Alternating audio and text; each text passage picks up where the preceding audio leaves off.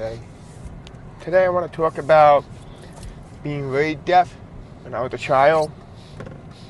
The way it was for me is that I was taught that deaf people couldn't do anything, that we were disabled, that we can't hear, you can't do this, you can't do that.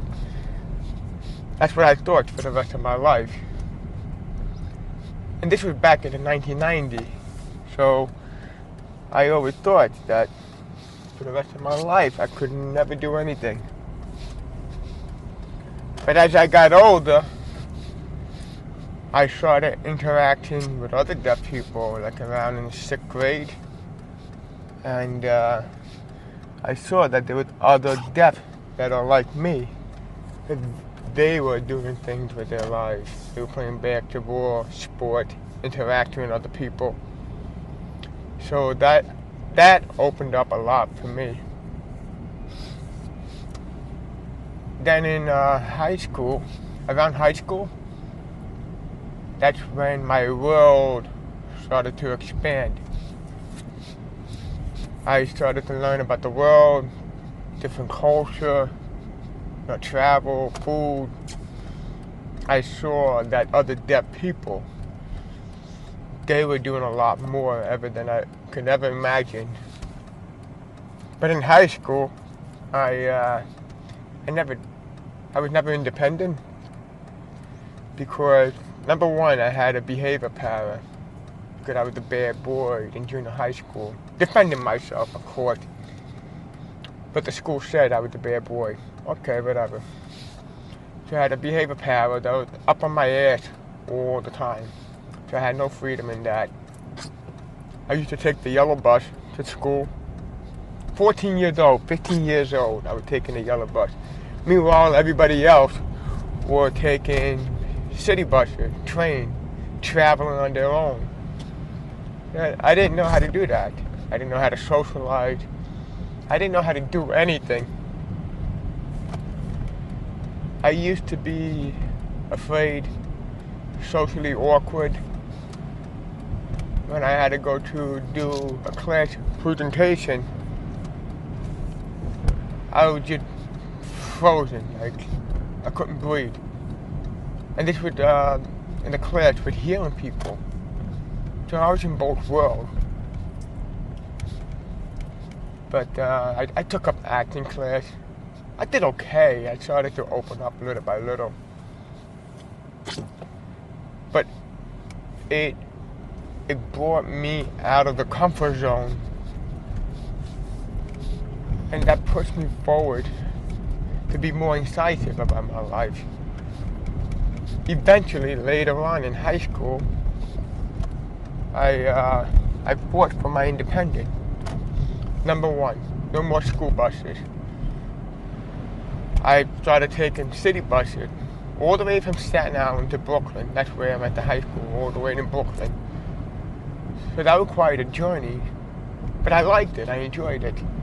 I got to be free for the first time in my life. The second thing, I removed the behavior pattern. I didn't need it. I was a good boy.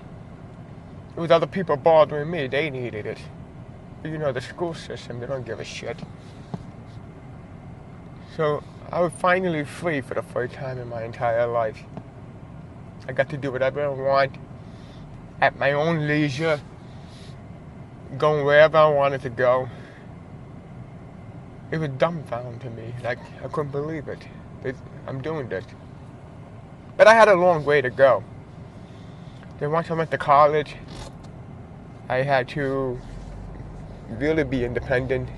I was away for 1 year in upstate New York, and I got to meet new people.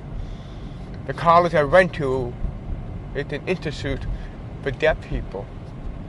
And I met deaf from all over the world. Good friends of mine from Canada, Ethiopia, China, Russia, everywhere. It was amazing. I couldn't believe it. And they were highly ambitious with their lives. Deafness did not stop them.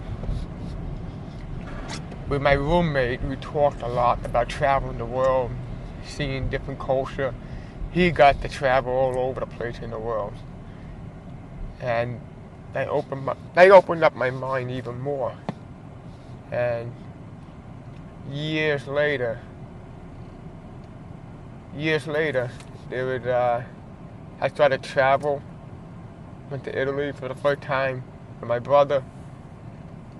Ever since then, became really addicted to traveling on my own. Went back to Italy a few times. Met up with my roommate, as a matter of fact, when he was traveling in Europe. We happened to be there at the same time.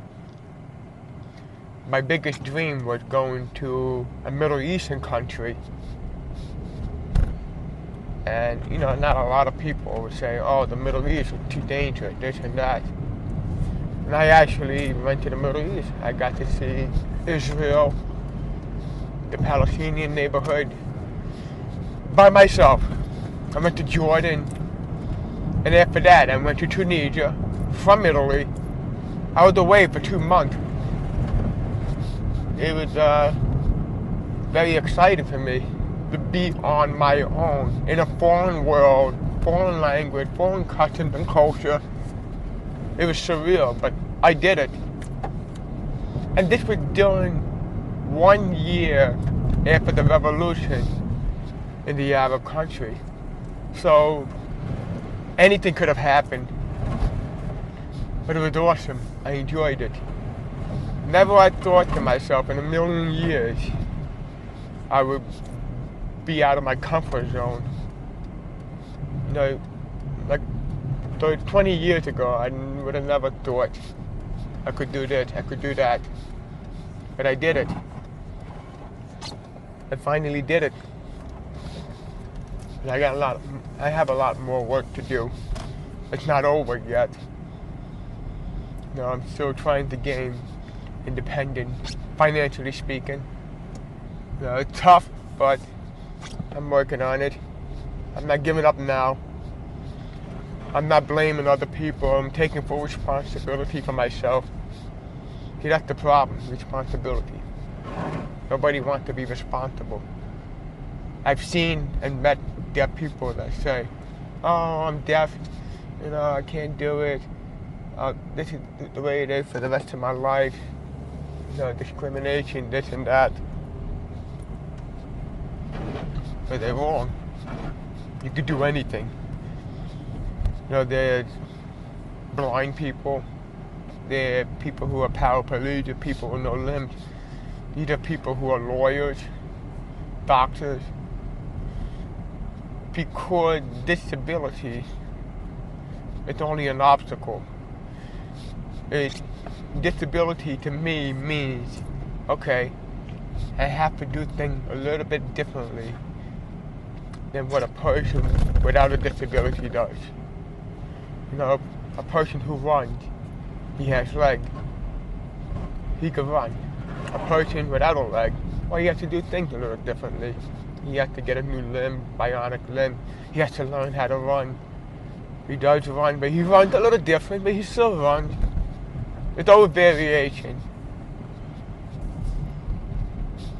And that's that. And that's the end of my video. Take care.